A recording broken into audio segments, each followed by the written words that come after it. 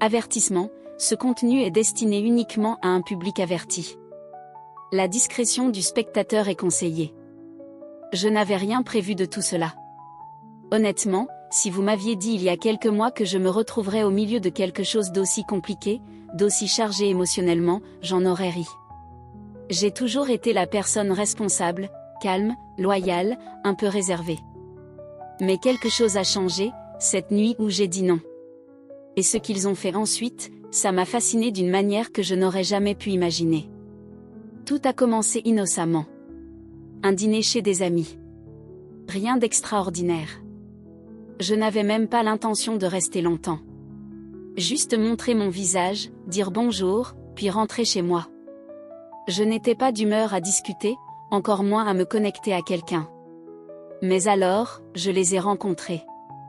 Et tout ce que je croyais savoir sur les limites, la loyauté, même l'attirance, a commencé à se brouiller. Il était confiant sans être arrogant, avec une présence calme qui vous attirait sans même faire d'effort. Et elle était chaleureuse, magnétique, presque comme si elle savait déjà lire chaque pensée dans votre tête. Ensemble, ils dégageaient une énergie étrange, puissante, curieuse, et un peu dangereuse. Nous avons parlé pendant des heures, comme de vieux amis, avec des regards qui duraient juste une seconde de trop. Je pensais que c'était inoffensif. Je ne cessais de me dire que j'étais simplement flattée, non? Mais ensuite est venu le premier message, dès le lendemain. Puis un autre. Une invitation décontractée à prendre un café. Un secret partagé. Une question restée en suspens, as-tu déjà désiré quelque chose que tu n'étais pas censé vouloir? Je me souviens encore avoir fixé ce message pendant plusieurs minutes, le cœur battant. J'ai tapé « non ». Et je le pensais vraiment. J'ai appuyé sur « envoyer ». Mais quand nous nous sommes revus, j'ai eu l'impression de ne jamais avoir dit non. Ce qui s'est passé ensuite n'était pas prévu. Ce n'était même pas logique.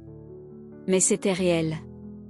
Les regards volés, les touchés subtils, cette manière qu'ils avaient de me faire sentir comme le centre de leur monde, ne serait-ce que pour un instant. Ce n'était pas seulement de la tentation. C'était de l'attention, du mystère, de la chaleur enveloppée en une seule sensation. Les limites se sont estompées si vite que j'en ai presque oublié qu'elles existaient. Et pourtant, même alors que les choses se déroulaient, il y avait cette voix, au fond de ma tête, qui murmurait « c'est mal. Tu ne devrais pas être là ». Mais plus fort que ça, il y avait l'attrait de la fascination. L'excitation de se sentir désiré comme jamais auparavant. Chaque fois que j'essayais de m'éloigner, l'un d'eux disait ou faisait quelque chose qui rendait cela impossible. J'ai dit non. Mais la curiosité est une chose étrange. Le désir aussi. Et ce qu'ils ont fait ensuite? Disons simplement que ça a tout changé. Avant de plonger dans toute l'histoire, laissez-moi vous poser une question. Avez-vous déjà été tenté par quelque chose qui semblait mal, mais qui, sur le moment, paraissait tellement juste? Traverseriez-vous une limite si personne n'était censé le savoir? Laissez vos réflexions en commentaire. Je suis curieuse de savoir ce que vous auriez fait à ma place. Et si vous êtes prêts, allons plus loin dans cette histoire vraie, pleine d'émotions enchevêtrées. Ce n'était censé être qu'une petite parenthèse dans la routine. Juste une soirée, une chance de respirer, de me vider la tête, d'oublier le stress du quotidien. Je ne cherchais personne. En fait, j'évitais activement tout ce qui ressemblait de près ou de loin à un drame romantique depuis longtemps. Après une rupture difficile, il y a 2 ans, je m'étais promis de rester simple, concentrée. Mais quand je suis entrée dans cet appartement, quelque chose a changé. L'air semblait différent. Et au moment où je les ai revus, Jared et Elise, j'ai eu l'impression de plonger dans quelque chose que je ne pouvais pas expliquer. Ils n'étaient pas comme les autres couples que je connaissais. Il n'y avait pas d'affection forcée, ni de sourire de façade. Ils avaient une connexion naturelle. Et pourtant, ils ne semblaient ni possessifs ni méfiants. Ils étaient ouverts. Trop ouverts. Et cela les rendait encore plus fascinants. Je ne pouvais m'empêcher de me demander, était-ce un jeu? Ou étaient-ils vraiment à l'aise à l'idée de laisser quelqu'un d'autre entrer dans leur bulle? Jared avait cette assurance tranquille, comme s'il n'avait rien à prouver. Sa façon de parler, d'écouter, il vous faisait sentir que vous comptiez. Et Élise, avec son rire doux et sa manière de se pencher vers moi quand elle parlait, comme si elle me faisait déjà confiance. Il n'y avait ni pression, ni jeu. Juste une douce invitation. Comme s'ils attendaient de voir si j'allais, moi aussi, me pencher en avant. Plus je passais de temps avec eux, plus je me retrouvais prise au milieu de quelque chose d'indéfini. Ce n'était pas vraiment de la séduction, mais ce n'était pas juste de l'amitié non plus. Un effleurement de main. Un regard soutenu une seconde de trop. Une remarque à double sens. C'était subtil, mais volontaire. Et ça m'empêchait de dormir. Je me souviens particulièrement d'une soirée. La pluie tombait doucement contre les vitres. Des bougies allumées. Une musique légère en fond. Jared m'a tendu un verre de vin. Élise s'est blottie à côté de moi sur le canapé. Et, pendant un instant, j'ai eu l'impression d'être dans un rêve. La chaleur, la proximité, la tension, si palpable qu'elle rendait la respiration difficile. Je ne savais pas ce qu'il pensait. Mais je savais ce que je ressentais. De la confusion. De la curiosité. Une attraction irrépressible. Mais est-ce que c'était réel? Ou n'étais-je qu'une distraction de plus pour eux? Ils ne m'ont jamais poussé. Mais ils ne se sont jamais retirés non plus. Toujours juste assez proches pour me faire douter. Et malgré tout ce que je me disais, malgré ma raison, j'y retournais encore et encore. Aujourd'hui, avec le recul, je me demande, est-ce que j'ai franchi une ligne sans même m'en rendre compte, ce soir-là, sous la pluie? Après cette nuit, plus rien n'a été pareil. Je ne pouvais plus m'empêcher de penser à eux, à Jared et Élise. La façon dont ils me regardaient, comme si je faisais partie de leur monde. Comme si je n'étais pas seulement une invitée, mais quelqu'un qu'ils attendaient depuis longtemps. Je me disais que ce n'était rien. Que j'imaginais tout. Mais mon cœur, lui, savait. Il y avait quelque chose d'indicible entre nous. Quelque chose qu'aucun de nous n'osait prononcer. Et pourtant, cela flottait dans chaque échange, chaque contact, chaque regard. Les jours sont devenus des semaines. Nous trouvions toujours des excuses pour nous revoir. Dîner, balades, discussions tardives qui duraient jusqu'au lever du jour. Ils me racontaient comment ils s'étaient rencontrés, comment ils avaient construit leur vie ensemble, et comment, selon eux, l'amour ne suivait pas toujours les règles. Élise a dit un jour, certaines connexions ne rentrent pas dans des cases. Elles existent, tout simplement. J'ai acquiescé, mais à l'intérieur, je tournais en rond. Je ne savais plus si je tombais amoureuse de l'idée qu'ils formaient, ou d'eux, en tant que personne. Puis, les choses ont commencé à changer. Jared m'envoyait des messages de plus en plus souvent, me demandait comment se passait ma journée, m'envoyait des photos de choses qui lui rappelaient nos moments ensemble. Élise, quant à elle, s'ouvrait davantage sur ses insécurités. Elle m'a confié que la confiance était fragile pour elle, qu'elle avait été trahie par le passé. Et, pour une raison que je n'ai pas comprise sur le moment, elle m'a dit cela en posant doucement sa main sur la mienne. J'étais perdue. Un instant, j'avais l'impression d'être attirée par eux deux. L'instant d'après, j'avais la sensation de me retrouver entre eux, une faille invisible que personne ne voulait reconnaître. Je commençais à me demander si j'étais mise à l'épreuve. Est-ce qu'ils étaient vraiment sur la même longueur d'onde? Ou est-ce que je m'étais engagée dans quelque chose de bien plus complexe que ce que je croyais? Je remarquais des moments où Jared se taisait, quand Élise me portait un peu trop d'attention. Et Élise. Parfois, elle regardait Jared et moi avec un sourire qui n'atteignait pas vraiment ses yeux. Il y avait de l'amour entre eux, oui, mais aussi de la tension. Quelque chose de non dit. Un soir, nous étions assis dans un café tranquille, et Jared m'a posé une question que je n'ai jamais oubliée. Tu crois qu'il est possible d'aimer plus de 2 personnes à la fois? Il l'a dit avec désinvolture, mais le poids de cette question m'a frappé de plein fouet. Je n'ai pas répondu tout de suite. Je l'ai regardé, puis j'ai regardé Élise, qui m'observait attentivement. Ses doigts remuaient lentement son café, mais son regard était perçant, plein d'attente. Ce soir-là, je suis rentrée chez moi avec plus de questions que de réponses. Que attendait-il vraiment de moi? Est-ce que c'était quelque chose qu'ils avaient déjà vécu, ou bien était-ce nouveau pour eux aussi? Est-ce que je n'étais qu'une distraction, ou quelque chose de réel avait-il commencé à naître entre nous? Plus j'avançais, plus il devenait difficile de reculer.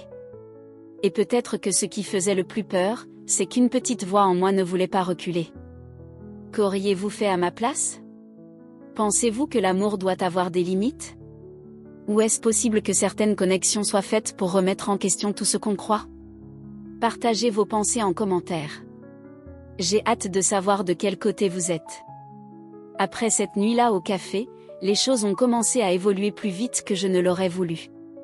Les messages de Jared sont devenus plus personnels. Il s'est mis à me parler des fissures dans sa relation avec Élise. Les petites disputes. Les moments de distance dont il ne parlait jamais auparavant. En parallèle, Élise est devenue plus affectueuse. Elle m'envoyait des notes vocales pour me dire à quel point elle appréciait ma présence, à quel point je rendais les choses plus légères entre eux. J'aurais dû m'éloigner. Je savais que je me faisais aspirer dans quelque chose de compliqué, quelque chose qui pouvait blesser tout le monde, moi comprise. Mais je ne l'ai pas fait. Je ne pouvais pas. Un soir, ils m'ont réinvité à dîner, comme la première fois.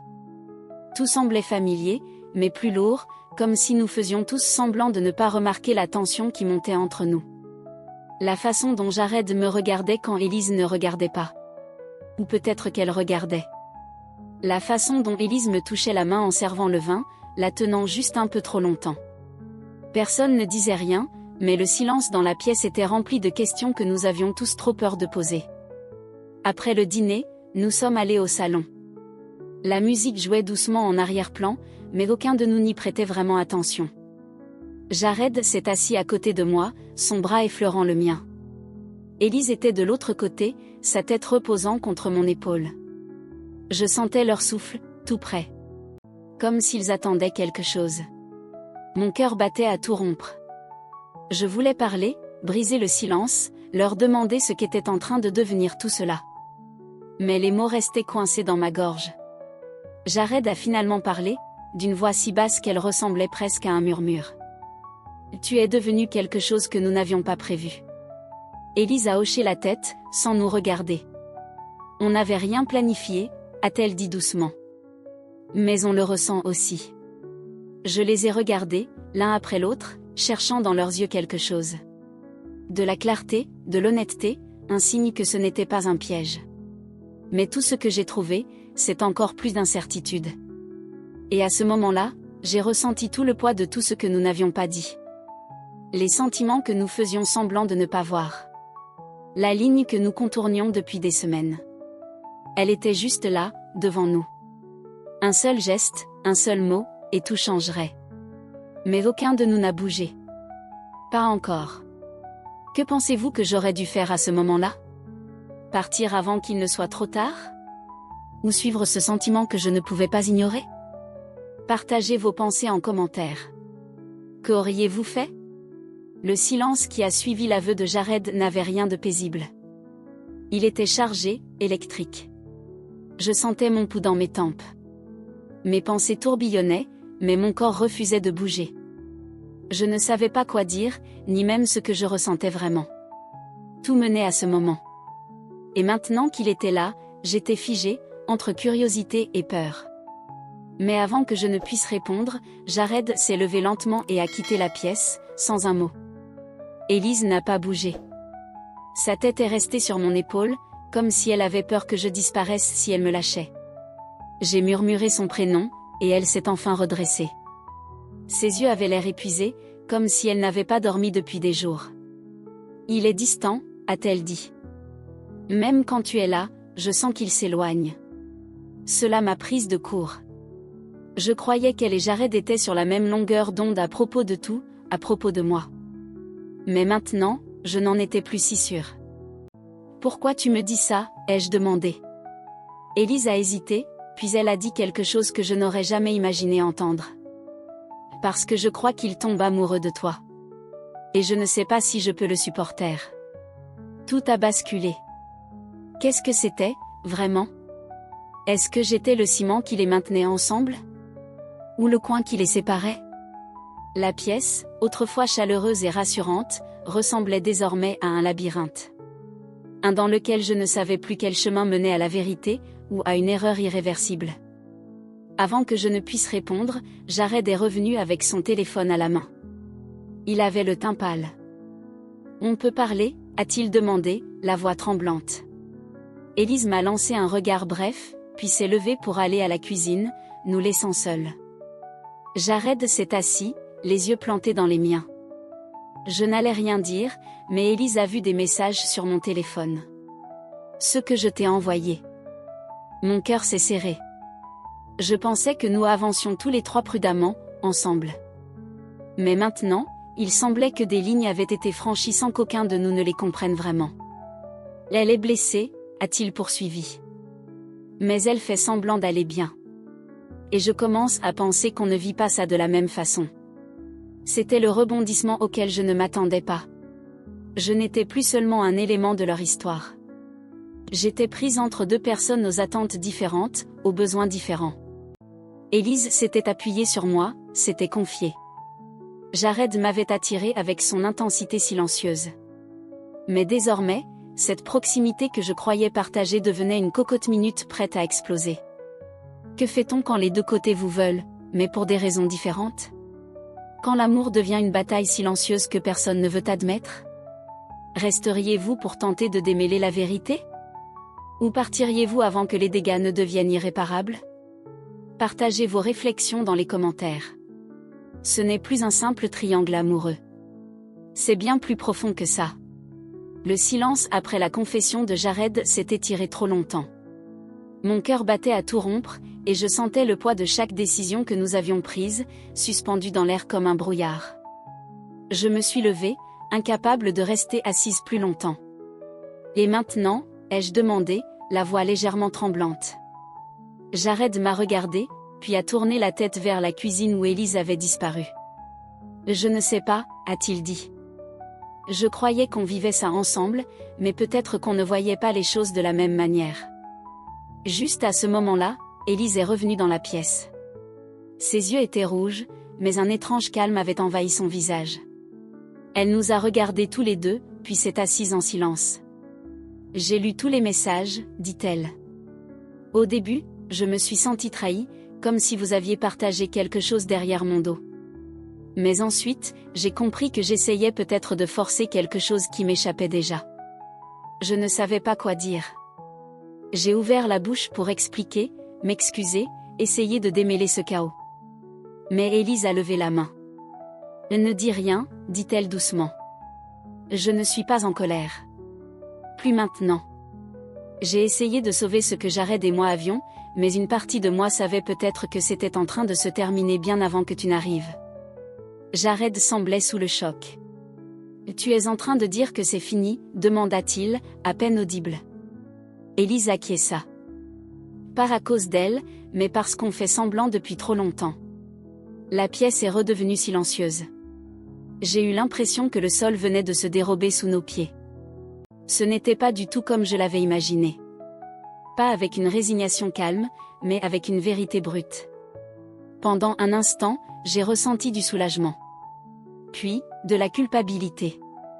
Je n'avais jamais voulu m'interposer entre eux. Je n'avais rien demandé de tout ça. Alors que j'essayais de remettre de l'ordre dans mes pensées, Élise s'est tournée vers moi avec un léger sourire. Tu sais, j'ai longtemps cru que l'amour était quelque chose qu'il fallait retenir de toutes ses forces. Mais peut-être que le véritable amour, l'amour honnête, c'est lâcher prise quand il le faut. Puis elle a dit quelque chose que je n'oublierai jamais. Je ne pars pas parce que j'ai perdu. Je pars parce que j'ai grandi. Jared et moi avons échangé un regard, rempli d'incertitude. Mais avant que quoi que ce soit d'autre ne soit dit, Élise s'est levée, a pris ses clés et a quitté la pièce sans un bruit. La suite? Je ne l'ai plus jamais revue.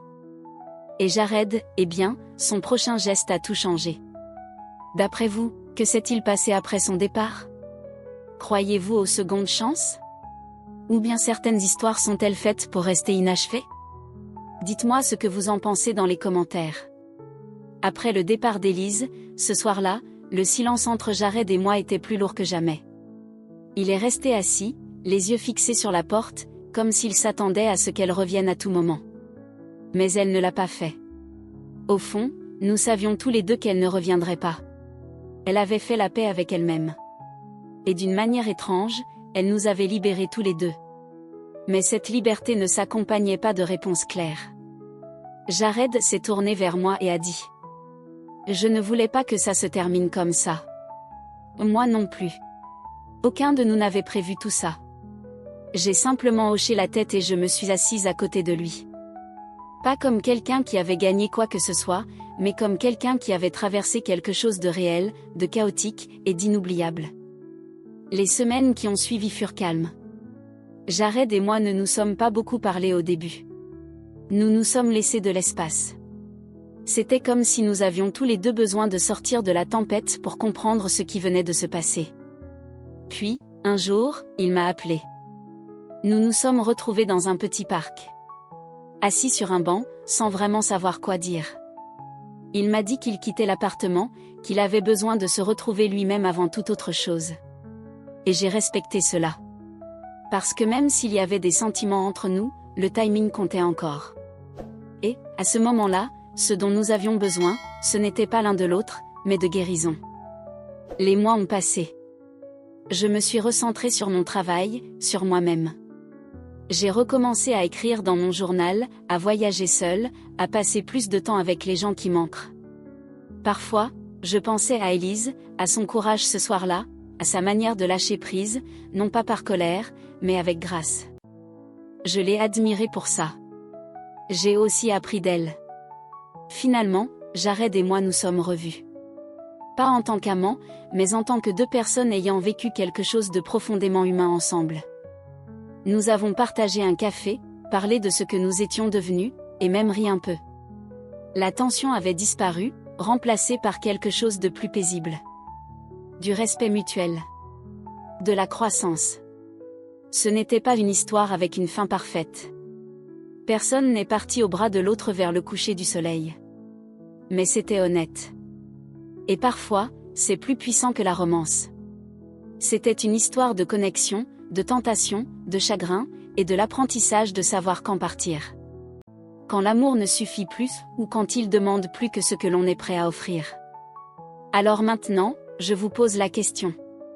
Pensez-vous que l'amour doit toujours mener à un « pour toujours » ? Ou bien un chapitre court et intense de votre vie peut-il quand même s'appeler « amour », même s'il prend fin ? Dites-moi ce que vous en pensez dans les commentaires. Et si vous voulez savoir ce qui se passerait si Jared et moi nous retrouvions un jour, peut-être qu'il y a encore une suite à raconter.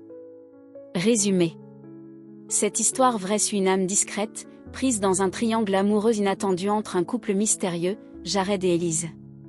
Ce qui commence par de la curiosité se transforme lentement en une connexion émotionnelle complexe, qui remet en question tout, la loyauté, le temps, et le sens même de l'amour.